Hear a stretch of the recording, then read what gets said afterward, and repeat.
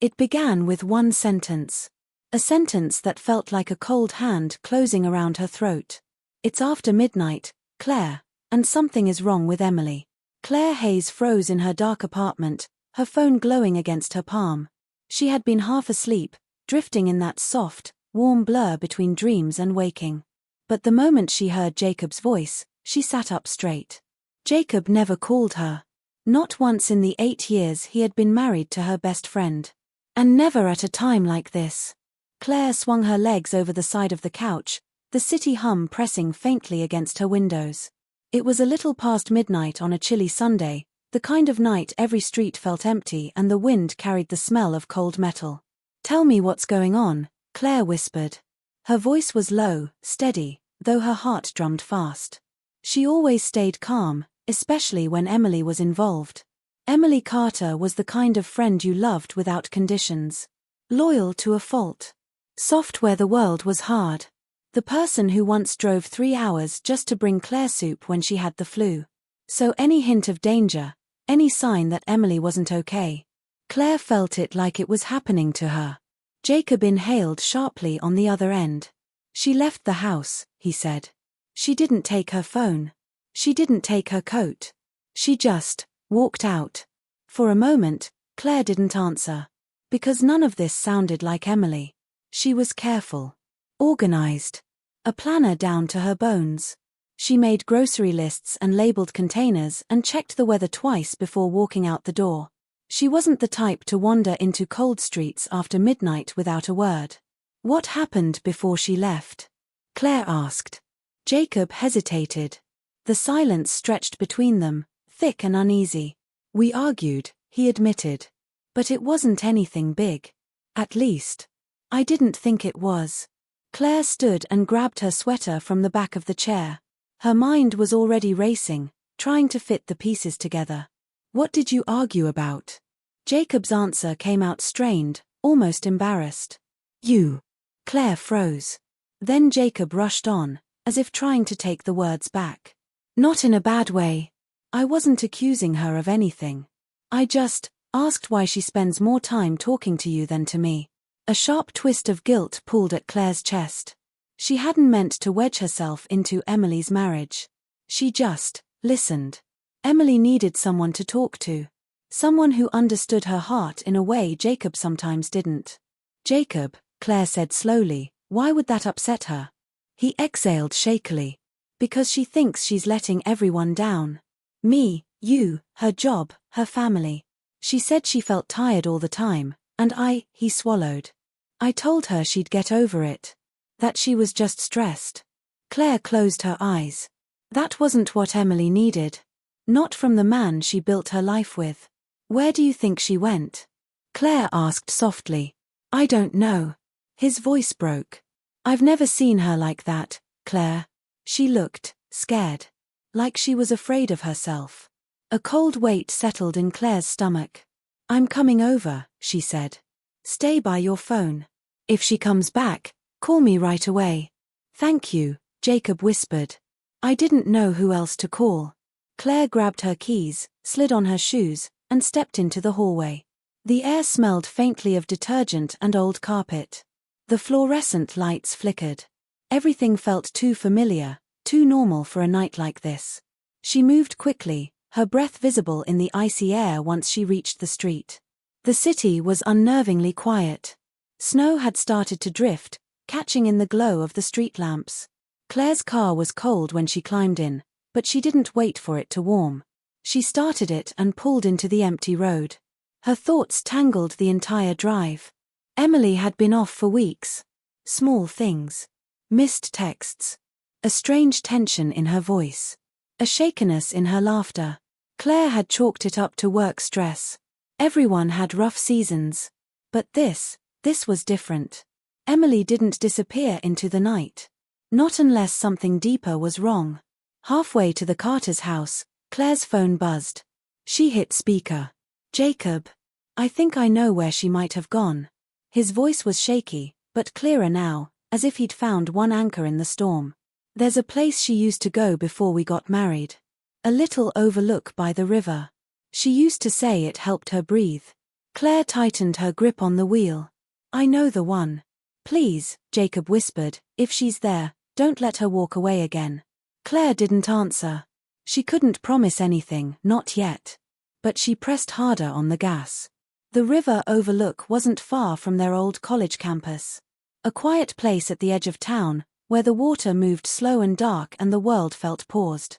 When she arrived, she parked beneath a leafless tree. The branches stretched overhead like thin arms.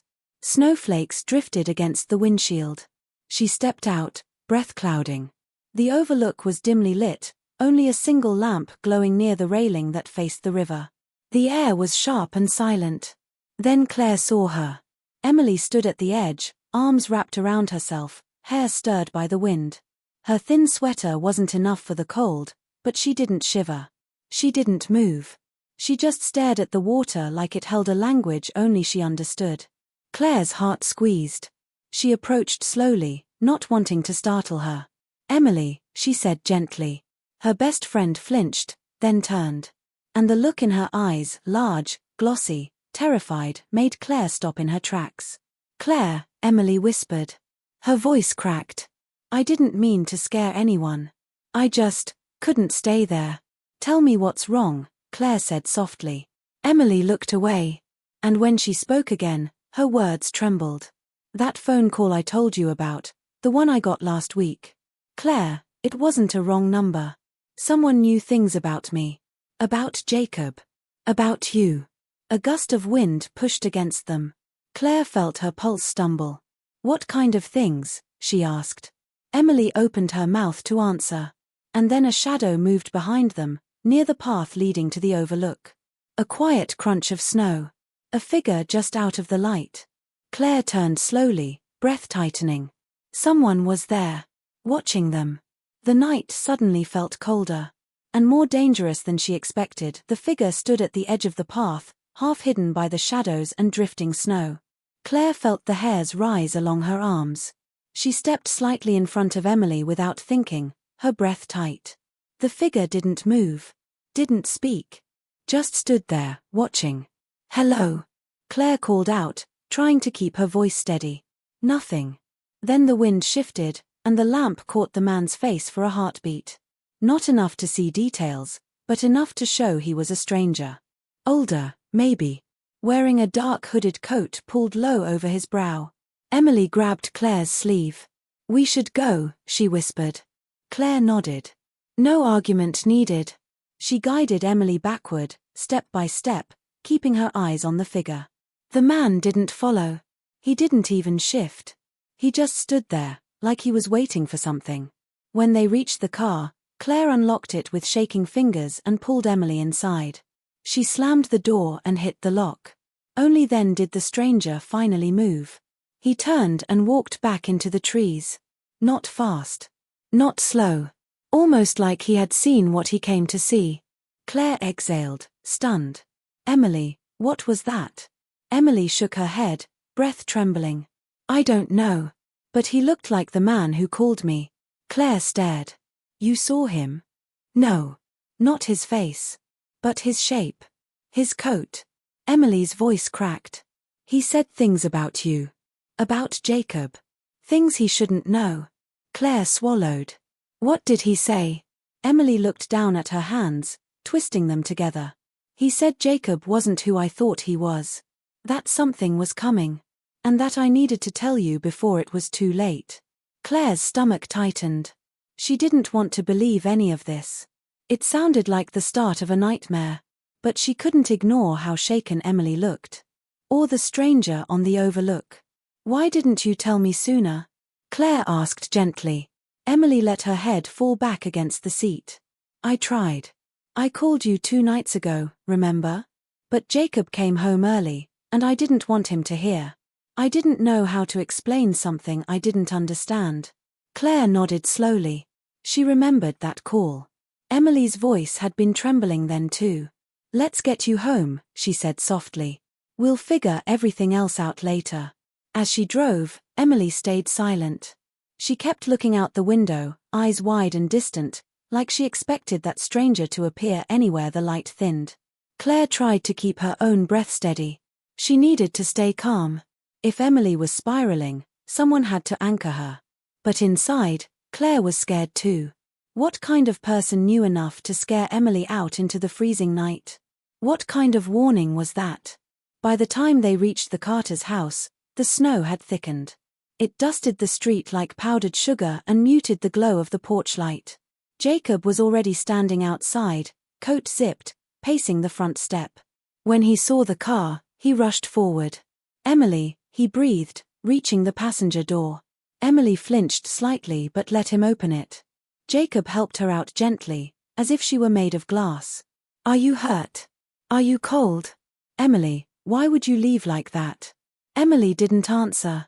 She kept her eyes down, repeating a soft "I'm fine" that didn't sound fine at all. Jacob exhaled and pulled her into a shaky embrace. Emily let him hold her, but the tension in her shoulders didn't ease. Claire stepped out and closed her door. When Jacob finally released Emily, he turned toward Claire. "Thank you," he said quietly. "I don't know what would have happened if you hadn't gone." Claire nodded. She wasn't far. But Jacob, there was someone out there. Jacob's face changed. A small flicker of confusion, then concern. "What do you mean someone?" "A man," Emily said softly. "The same one who called me." Jacob's jaw tightened. That call was from a blocked number. It could have been anyone. "He knew things about us," Emily insisted. "About Claire?" Jacob looked between the two women. "What kinds of things?" Before Emily could speak, Claire cut in. "We can talk inside. It's freezing." Jacob hesitated, then nodded. He wrapped an arm around Emily and guided her through the front door. The Carters' home was warm, smelling faintly of cinnamon from the candle Emily always kept on the kitchen counter. But the warmth didn't seem to reach Emily. She stood in the middle of the living room like she didn't quite belong there. Jacob brought her a blanket. Claire sank onto the couch across from her, heart heavy. "Emily," Claire said gently, "tell us exactly what that man said." Emily stared at the floor. "He said something was going to happen. Something connected to Jacob. And that Claire needed to be careful." Her voice wavered. "He told me not to trust the people closest to me." Jacob sat forward. "Emily, why didn't you tell me this?" "Because I didn't want it to be real," she whispered. "And because I thought if I ignored it, everything would go back to normal." Jacob rubbed a hand over his face. "Did he say who he was?" Emily shook her head. "No. But he said he'd call again."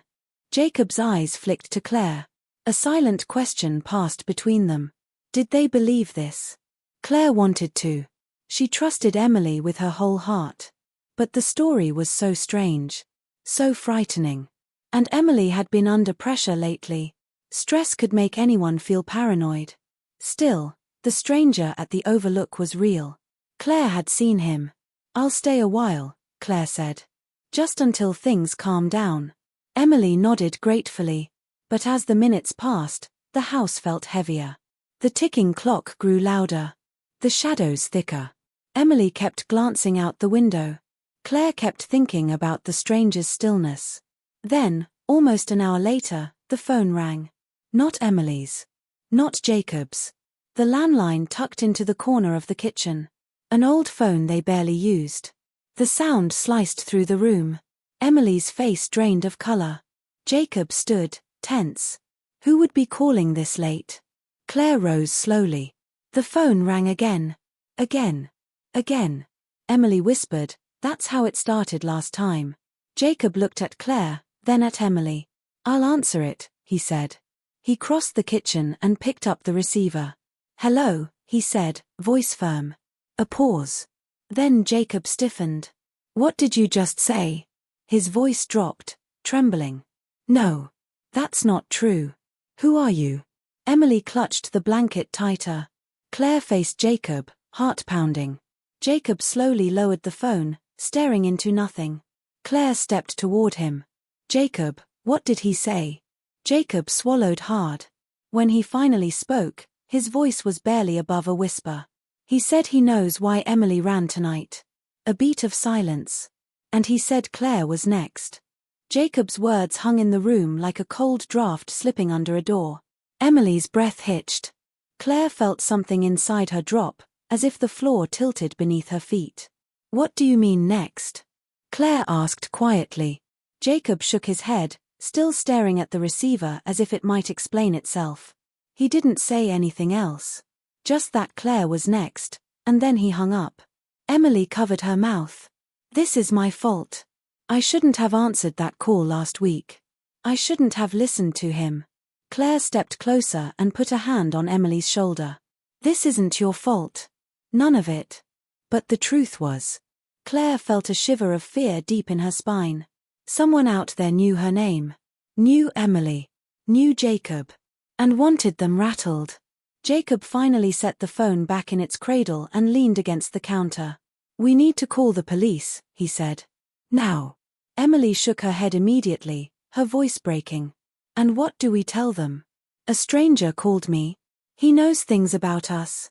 They'll say it's a prank. They'll say it's nothing. Jacob opened his mouth to argue, then stopped. He knew she was right. None of this sounded concrete. Nothing they could prove. Claire sank onto a chair, rubbing her hands together. Let's think, she said softly. This person didn't ask for money. Didn't make demands. They just warned Emily. Then warned me. That's strange. Jacob nodded slowly. It's more like someone wants to scare us than hurt us. Emily whispered, but why? Why us? No one answered. The house felt too quiet again. The kind of quiet that made every soft sound stand out. A branch scraped against the siding. The heater clicked on. The wind shifted. Claire looked around the living room. Everything was familiar: Emily's soft blankets, Jacob's framed photos, the candle flickering on the counter. It was a place built on comfort. But now it felt slightly off. Like something was wrong in the foundation. Jacob sat down heavily. We need a plan. Claire nodded. Emily shouldn't be alone. Not tonight. Emily swallowed. You don't have to stay. Either of you. Claire shook her head. Yes, we do. Another silence settled over them. This one softer, but filled with tension neither could fully name. Finally, Jacob spoke. Emily, did the man say what was coming? Did he give any details? Emily pulled the blanket tighter around herself. He said it wasn't an accident, she whispered. That something was set in motion years ago. Something tied to Jacob. Jacob blinked hard. Me? That doesn't make sense. I know, Emily said. That's why I didn't tell you. It sounded insane. Jacob leaned forward. Emily, I haven't done anything. I don't have secrets. Not like, he stopped, biting down on his words. Claire lifted her head. Not like what? Jacob hesitated, then exhaled. Before we got married. I had some trouble with my brother. Family stuff. Debt. Arguments. Bad decisions. But none of it involved you. And it definitely didn't involve Claire. Emily stared. Jacob, you never told me that. It was over before we married, he said quietly. I didn't want to bring it into our life. Claire watched the couple, their calm lines starting to crack under the weight of the night. Emily's chin trembled. What if this has nothing to do with your past? What if it's something new? Something happening now? Jacob rubbed his forehead. I don't know. Claire took a breath. Let's go through this step by step. Emily, tell me everything that caller said. Word for word if you can. Emily nodded and closed her eyes. He said, she paused. He said he'd been watching. For a long time. That he knew Jacob wasn't telling me everything. And that I needed to talk to you, Claire, before something reached you. Claire felt a chill. Reached me how? I don't know, Emily whispered. He didn't explain. Jacob leaned back, staring at the ceiling. Maybe this guy is targeting us because he thinks we're easy to scare. Maybe he's delusional. Maybe, Claire said. But she didn't believe that. The stranger at the overlook had been too calm. Too sure. Then Emily spoke again, her voice barely audible. He also said someone close to me wasn't who they claimed to be. Jacob sat up straight. Emily, if this man is trying to turn you against us. I know, she said quickly. I know it sounds manipulative. But he knew things about Claire that I never told anyone. Claire frowned. Like what? Emily swallowed. He mentioned your mother's old house. The one you moved out of in high school. He knew the color of the mailbox. Claire's breath caught. That mailbox had been painted a deep forest green by her grandfather. Not a detail she talked about. Not something public. Jacob looked at Claire. How could he know that? Claire shook her head slowly. I don't know. Emily looked terrified. Jacob's jaw clenched. Well, I'm not letting anyone threaten my family or my friends. We'll change our numbers tomorrow. Install cameras. Call the police again if anything else happens. But Claire wasn't listening anymore. She kept thinking about the forest green mailbox. About how her mother used to say someone would occasionally park across the street and watch the house. Cars she believed were just lost drivers. Cars Claire dismissed as harmless. Her stomach tightened. Claire. Emily whispered. Claire blinked back to the present. Sorry. Just thinking. Jacob checked the windows again. We should all try to get some rest. It's been a long night. Emily nodded hesitantly. Stay here. Just for tonight? Of course, Claire said. Jacob brought her extra blankets, setting them on the couch. The house settled into uneasy quiet. Emily and Jacob went upstairs. Claire stayed downstairs, lying awake, listening to the faint creaks and shifts of the house. Every sound pulled at her nerves. Minutes passed. Maybe an hour. Claire had just started to drift when she heard it. A soft tap on the front window.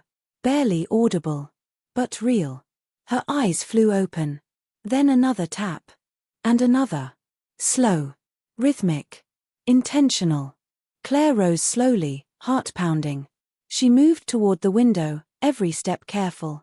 The tapping stopped. The curtains swayed slightly from the heater's breeze. The snow outside glowed faintly from the street lamps. Claire reached for the curtain edge.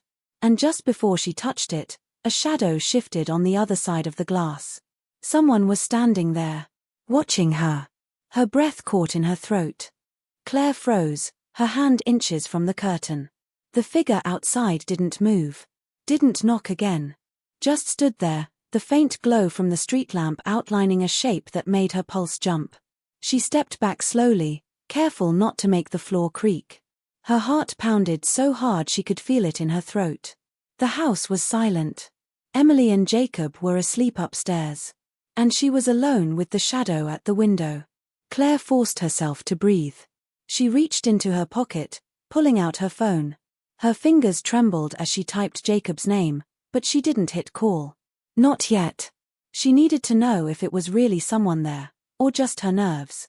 The shadow shifted again. This time, Claire saw the outline of a hand rise as if pressed gently to the glass. Her breath stuttered. That was real. Someone was out there.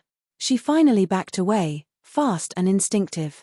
Her heel hit the corner of the rug, and a tiny sound escaped her. Not loud, just a sharp inhale, but enough. The shadow jerked.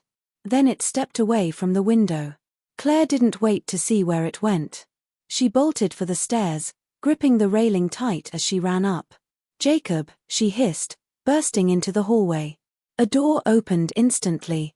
Jacob appeared, hair rumpled, eyes heavy with sleep but alert the second he saw her face. Claire! What happened?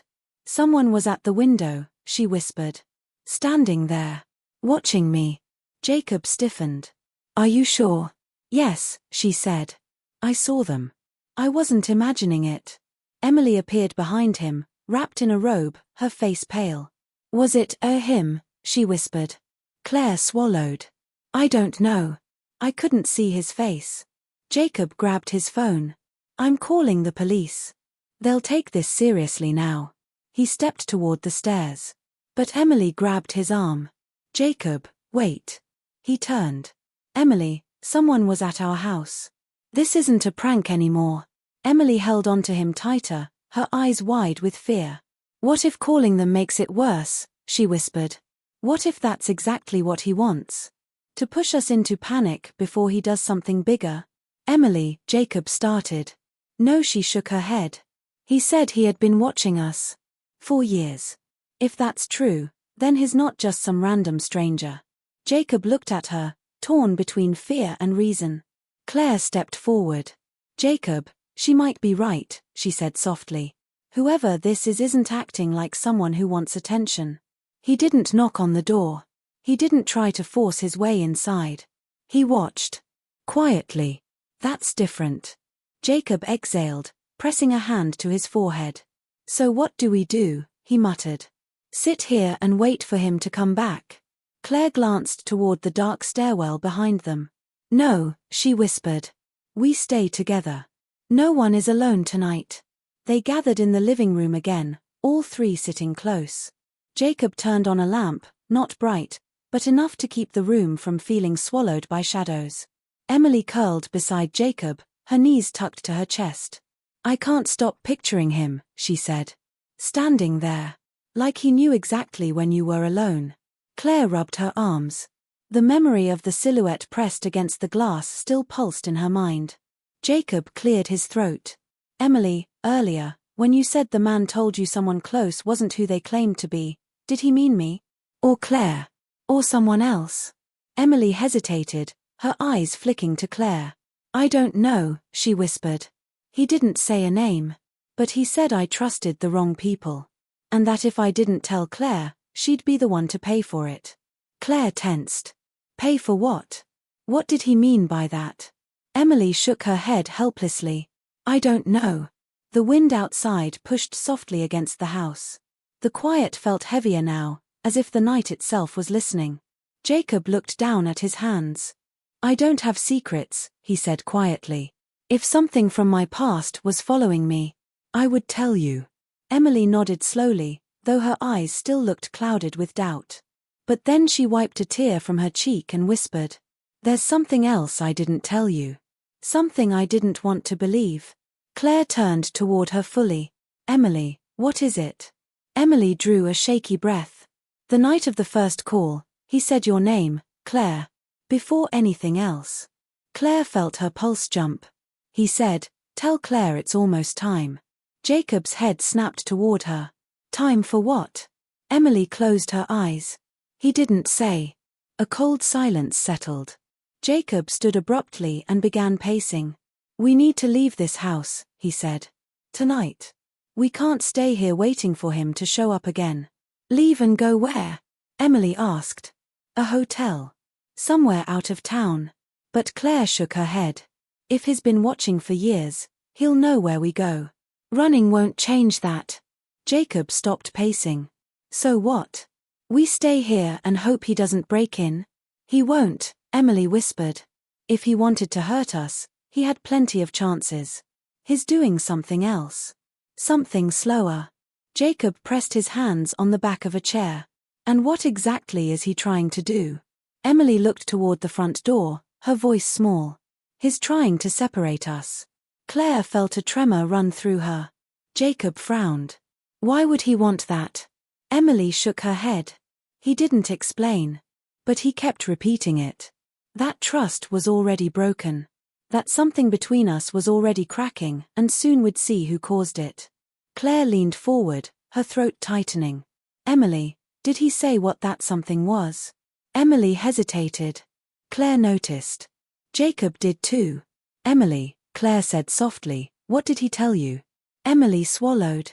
He said someone had lied, she whispered. A long time ago. And that the lie was about to surface. Jacob stared. What lie? Emily slowly lifted her eyes to Claire. Her voice barely carried. He said the lie had something to do with you. The room fell into total silence. Claire's skin prickled. Me, she asked. What lie? Emily's eyes glistened. He didn't tell me that part. He said I already knew it, even if I didn't want to admit it. Claire sat back slowly, her chest tightening. What is that supposed to mean? Emily looked away. Jacob stepped between them, protective. Emily, don't look at Claire like she's done something wrong. This creep is manipulating you. He wants you doubting each other. Emily nodded weakly. I know that. But her eyes didn't look convinced. Not fully. A low rumble of thunder rolled in the distance, a storm building with the dawn. Claire rose abruptly and moved toward the window, not the front one, but the side, the one facing the street. Jacob tensed. "Claire, be careful." She ignored the warning and pulled the curtain aside. Snow lined the street. The porch light flickered. Nothing moved out there. But then, her gaze caught something near the curb. A dark shape. Small, almost invisible beneath the snow. She leaned closer. It was a folded piece of paper weighed down by a small stone. Her stomach dropped. "Jacob," she whispered. "There's something outside." He rushed to her side. "What is it?" "A note." Someone left a note. Emily stood behind them, her breath catching. Jacob's voice tightened. "Stay inside. I'll get it." He grabbed his coat and headed for the door. Emily clutched Claire's arm. "Don't let him go alone," she whispered. Claire nodded. "I won't." She hurried after him. Jacob stepped out into the cold air, his boots crunching against the snow. Claire stayed in the doorway, watching every shadow. He picked up the stone. Unfolded the note. Froze.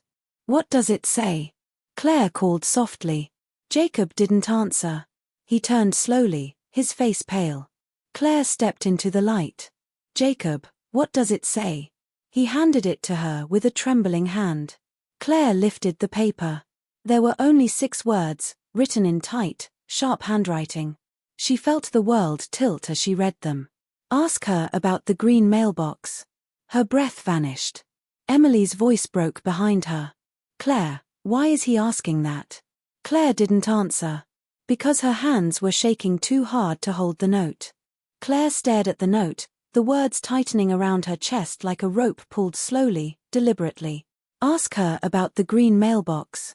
Emily stepped closer, her breath trembling in the cold doorway. "Claire," she whispered, "what does he mean? Why would he write that?" Jacob looked between them, confusion and fear sharpening his voice. "Claire, did something happen at that house? Something you didn't tell us?" Claire lowered the note, hands shaking. The snow drifted softly around them. The porch light flickered once, then steadied. The entire world felt painfully still.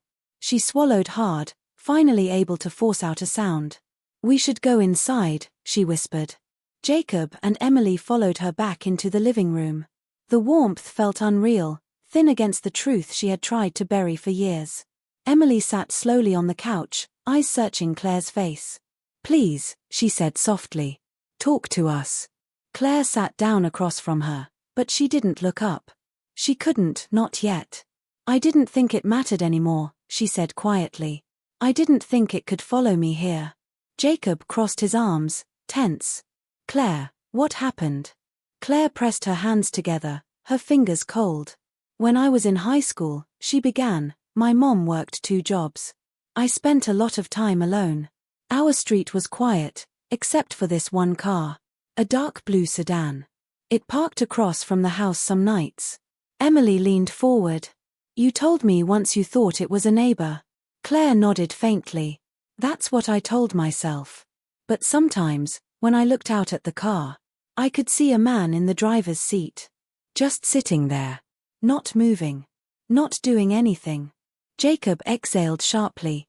"Did you ever call the police?" "No," Claire said. "Nothing ever happened. He never approached me. Never spoke. The car always drove off if my mother pulled in." Emily's voice was soft but steady. "What does that have to do with the mailbox?" Claire finally lifted her eyes. "The mailbox was the one thing you could see clearly from that car.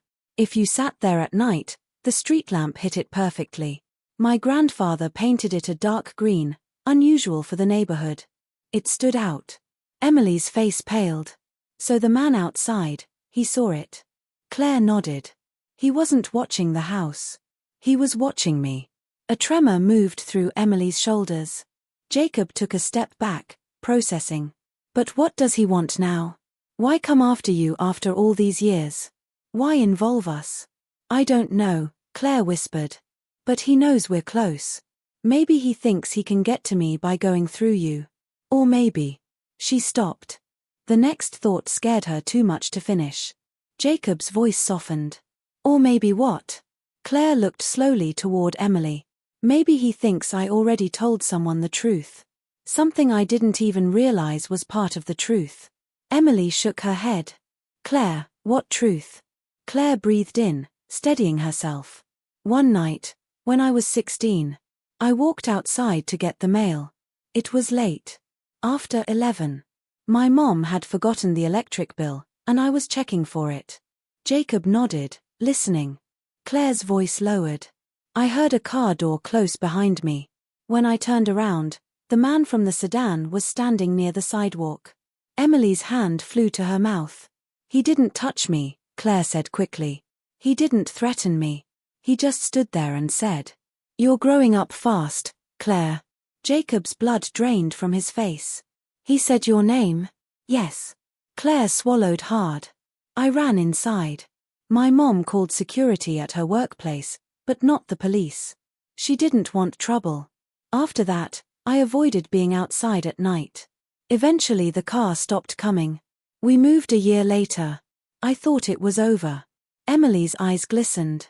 Claire, why didn't you ever tell me? Because I didn't want it to matter, Claire said. I didn't want to drag that fear into my adult life. So I buried it so deep that even I stopped thinking about it. Jacob paced, voice trembling.